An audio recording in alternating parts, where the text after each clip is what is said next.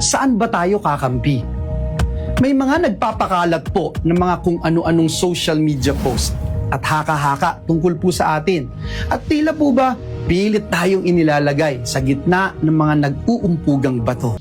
Magandang araw po sa ating lahat, sa ating mga subscriber po dyan sa iba't ibang parte sa ating mundo, sa Pilipinas po. Magandang araw po sa inyong lahat dyan, magandang umaga sa mga kababayan ko dyan. Lalo na ho dyan sa hang lugar diha sa San Carlos, Pilar, Bohol. Sa mga kaigsuunan diha, mga kaparyentihan, mga silingan, mga kapwa bulanan na nag-migrate sa iba't ibang parte sa Pilipinas. Shout out po sa inyo dyan sa Luzon, Visayas at Mindanao. Mga kapwa ko OFW, mga subscriber natin na lunod patay sa ating YouTube channel. Marami pong salamat sa inyong pagsuporta at pagtiwala, sa inyong laging pagko-comment, sa mga silent ho dyan na nanonood ho lagi sa ating mga vlog. Marami pong salamat sa inyong suporta. At dito sa Spain, sa mga kapwa ko OFW, magandang gabi po sa inyo lahat, kasi paggabi na kami dito. Kaya lang medyo mambun-ambun, ito na, ambun-ambun nga. Okay, siguro napanood niyo yung kay Joel Villanueva, no, yung video niya, kasi nasa social media niya yun. So bigyan ko lang ho to ng reaction. Napanood ko noong nakaraang araw yon. Sabi ko di ko man na to gawa ng reaction kasi di ko pa napanood ang kanyang video. Nung napanood ko kanina lang, mga ilang minuto lang, pinakiramdaman ko, inoobserbahan ko ang kanyang mga sinasabi. Sa bandang bungad, okay naman. Pero sa bandang dulo, doon natin mapagtanto. Doon ko napagtanto, ako mismo doon ko napagtanto na konfirmado ho itong lilipat talaga. At meron din sinabi dito ang kanyang tatay, bali itong mag-ama na to, itong video na to, mag-ama ho ang ating gawa ng reaksyon dito. So unahin natin yung anak, si Joel Villanueva. Ipasok ko yung video at panoorin natin. Habang wala ako dito, panoorin ninyo. At kayo na rin ang makikiramdam sa kanyang mga sinasabi dito sa kanyang video, sa kanyang social media. I-play ko yung video. Ganda at mapagpalang araw po sa ating lahat. Ito po ang inyong empleyado sa Senado, kapatid at kamanggagawa sa ubasan ng ating Panginoong Diyos, Senator Joel Villanueva. Sabi po ng Kawikaan, Kabanata 3, talatang 4 hanggang 6, kay Yahweh ka magtiwala, buong puso at lubusan, at huwag kang mananangan sa sariling karunungan.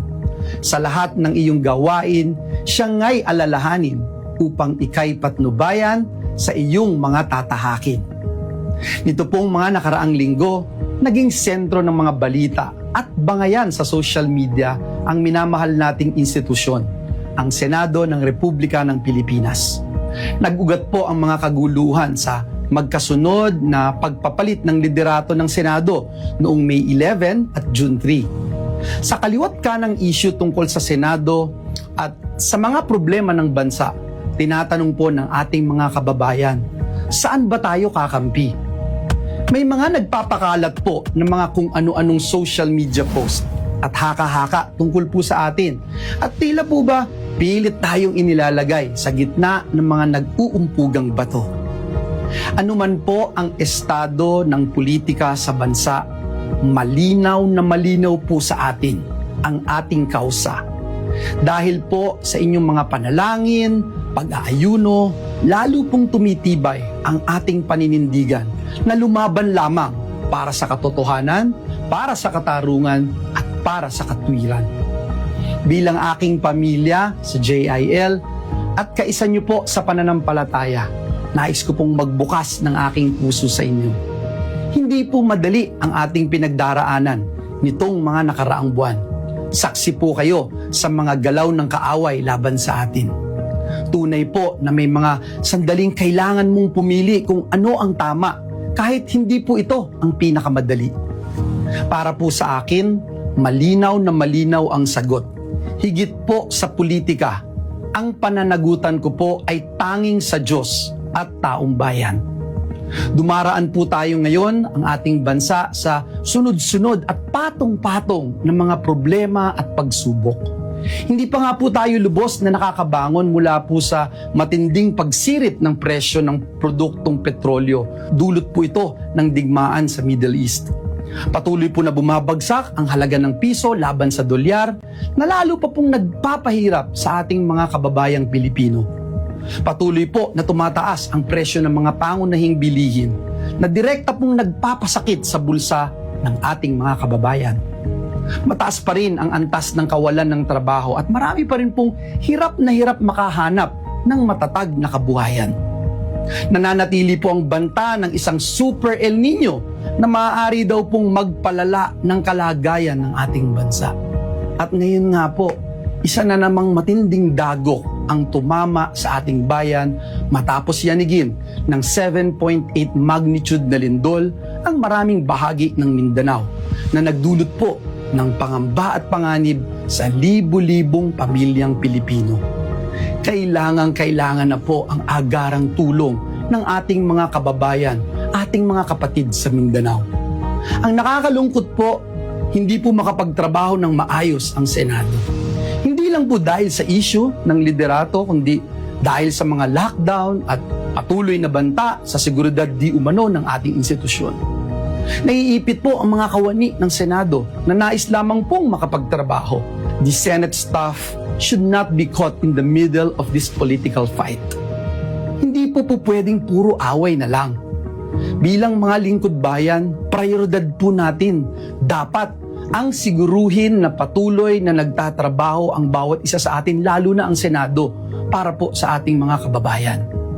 Sa pagkakataon po na magkaroon ng special session, tutuparin po natin ang ating sagradong tungkulin sa ilalim ng ating saligang batas. We will be there. Una po, maghahain tayo ng resolusyon para matiyak na may sapat na pondo para sa relief, rehabilitation at muling pagbangon ng mga lugar na tinamaan ng lindol sa parte ng Mindanao. Kailangan pong malaman agad ng mga ahensya kung ano nga po ba at gaano kalaking tulong ang kailangan ng bawat komunidad at pamilyang Pilipino. Pangalawa, isusulong po natin ang mga pinakakailangang mga panukalang batas, lalo na po yung mga panukalang nasa huli na at ikatlong pagbasa. Ikatlo, bibigyan katiyakan po natin ang ating mga kapwa lingkod bayan na naghihintay ng confirmation ng kanilang mga appointment, lalo na po ang mga opisyal ng ating sandatahang lakas. Mga kapwa kong manggagawa sa ubasan ng Panginoon, hindi po ito panahon ng kampihan. Kapag may kababayan po tayong nangangailangan, tungkulin po nating tumugon at maglingkod. Noon hanggang ngayon, klaro po sa atin, klarong-klaro po sa atin ang dahilan kung bakit tayo narito bilang lingkod bayan. Klaro po sa atin kung bakit tayo ay dinala ng Diyos sa posisyon na ito. Tungkulin po nating protektahan ang ating institusyon at unahin ang kapakanan ng ating mga kababayan. Higit po sa lahat, patuloy po tayong maninindigan para sa Diyos at para sa bayan. Maraming salamat po at pagpalain tayong lahat ng ating Panginoong Diyos. So, di ba sa Mandang Bungad, hindi ko hindi to lilipat kasi nga ang mga paglabas kasi itong video na to, ang mga nag-react agad nito ay hindi daw lilipat daw. Sabi ko hindi naman.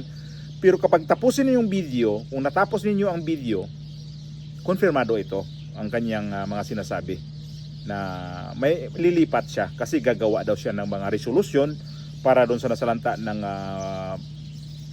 dito sa sa lindol sa Mindanao. So, ang dami mga sinasabi niya doon, pero intindihin natin ang bawat linya por linya itong sinasabi niya. Bumaliktad na talaga itong si Joel Villanueva. At masama pa nito ay itong tatay niya, mag-ama, ay sinakyan din niya nitong anak niya. Ito siguro yung naibalita, no, na parang ginawang blind item na pumunta ba sa Malacanang na nakikiusap o na nagmamakaawa daw sa palasyo na siguro wag kasuhan. So, ang hindi ko masikmura nito mga to, mag-ama na to, kay ginamit pa ang kanilang makidiyos daw. So, kapag nag-special session, ito si Joel Villanueva, sinabi naman niya na pupunta daw siya doon. I will be there, sabi niya, di ba?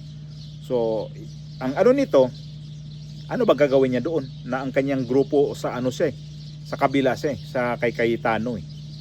So, ibig sabihin nito, babaliktad talaga siya. Kasi ito kasi ang pinakamalaki talaga na insertion din o na controversial na pera. So siguro napagtanto niya na kakasuhan talaga ako nito, baka mamaya makulong ako kagaya kay Jinggoy, ayaw niya yon. Kaya ang ginawa niya dito, ilalaglag niya na ang kanyang mga kasamahan dito. At isa pa, ang isang pananaw ko dito, ito pala si Joel Villanueva ay ano na pala to siya. Hindi na siya pwedeng tatakbo sa sunod na election by 2028 pagka senador o anuman. Senador, di na siya pwede. Pero kapag ibang posisyon, kung anong posisyon siya, pwede siya. Kasi paso na ho siya. Ilan sila ang hindi na pwedeng tatakbo ngayong 2028? Bali, graduate na ba sa kanilang termino? 4 yata to sila eh. Ito si Joel Villanueva, itong si Win Gatchalian, Riza Hontiveros at saka itong si Nick Zubiri. Kaya siguro ito sa ngayon, wala siyang pakialam dito kung ilalaglag niya itong Cayetano group kasi ala na eh. Di na siya mangangampanya eh. So tandaan natin to kapag sa special session, sigurado naman talaga pupunta siya kasi sinabi naman niya eh. So ang di ko rin dito maintindihan, masikmura dito, konsentidor din tong tatay niya. Na pastor to sila parehas pero mga konsentidor tong tatay niya. O ito yung video ng tatay niya. Nakakalungkot po ang nangyayari sa ating bansa dahil sa corruption. Kaya sabi ko kay Joel, sundin mo ang konsyensya mo. Kung ano ang perfect will ng Diyos, yun ang sundin mo. Huwag yung mga politikong kaibigan mo, mga kasamahan mo, magdesisyon ka, hindi kung anong gusto ng tao sa politika, sundin mo kung anong gusto ng Diyos sa buhay mo, at iyon ang dapat manaig. Gamit na naman ang Diyos. Ginamit ang kanilang religion o religious group para sa nilang sariling kapakanan. Ganito ang mga klaseng politician na ayaw ko talaga, na ang lakas manggamit sa Diyos pero sobrang makidemonyo. Kung totoo, kung hindi to lilipat, so hindi siya involved talaga dito sa issue ngayon, yung sa mga flood control. Pero kapag lilipat to, milyon na milyon talaga ang kanya nakulimbat na pera sa taong bayan. So ginamit mo ang salitang Diyos, kayo mag-ama kayo, mga hayupak kayo, tapos grabe pala kayo mangulimbat. Grabe, no? Tapos yung tatay niya, congressman. Oh, nakita ko naman din to. Dito sumuporta sa kay BP Sara na sa impeachment. Dito pumirma itong si Bac Party List. So, sayang lang din ang ano ko dito sa mga respeto ba sa mga taong ganito. Na hindi lang si Joel Villanueva, porket senador. Ang ano ko lang dito ay sabi ko, ginamit lang ba talaga nila itong Diyos para sabihin na hindi sila matino silang politician? Wag na nyo nang gamitin yung mga ganyan. Parehas kayong pastor. Kung totoo man kayo na makidiyos, hindi kayo involved dito, hindi kayo totoong tumanggap. Bakit ngayon, kapag tanto mo ba Joel Villanueva na talagang makakasuhan ka naman talaga eh. At ito ngayon ang dinipindihan mo, yung pera ba, dignidad mo ba, o ano ba talaga ang dinipindihan mo? Kasi nabanggit mo nga to, itong si Jinggoy Estrada. Ito sabi ko, ito totoo na hindi ko naniniwala talaga na si Jinggoy ay siya doon, na involved siya doon. Kasi pinanindigan niya eh. Nagmamatigasan siya eh. Pero ito, si Escudero at saka itong si Joel Villanueva, plus dinagdagan pa nitong tatay niya na konsentidor sa anak. Yung tatay niya, di ba? Nagsabi na wag mo intindihan yung mga kasamahan mo, mga politiko. Ibig sabihin, Ang tatay nito ang nagsabi na ilaglag mo na yan. Ilaglag mo na yung mga kasamahan mo sa mga politiko na yan. Isalba mo na yung sarili mo. Wag mo na silang wag mo na silang lingunin.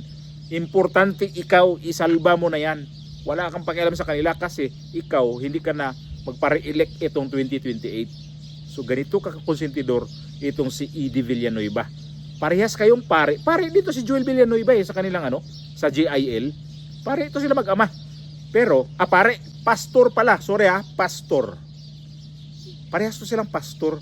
'Di ba lagi to si nagba-Bible verse nga pa si Joel Villanueva kanina. Pero iba pala ang kanyang may pagkademonyeto pala to. So tingnan natin sa kung kailan mag-special session sa 17. Yun daw ang special session nila. So abangan natin ito kung ano ba talaga. Sabi ko, hindi ko ba ito reaksyonan kung ano ba talaga ang kanyang mga sinasabi. Pero napanood yung video na yon, sabi konfirmado to. Babaliktad to. Kaya sa bandang dulo doon na siya na sinabi niya siya ng resolution. Kasi di ka naman pwede mag-resolution doon kung hindi mo talaga kakampi yung mga yan Huwag mo nang gamitin yung mga taong bayan, Joel Villanueva, kasi ang taong bayan, yan yung pera na ginulimbat mo, may pakialam ka ba? Sarili mong interes yan. Sarili ninyong pamilya ang iniintindi mo. Dahil sa pera na yan, kaming mga taong bayan, hindi mo kami iniintindi. Ngayon, na pwede ka ng kasuhan, taong bayan ka kaagad magsalita. Animal kayo talaga, litsi kayo. Teh!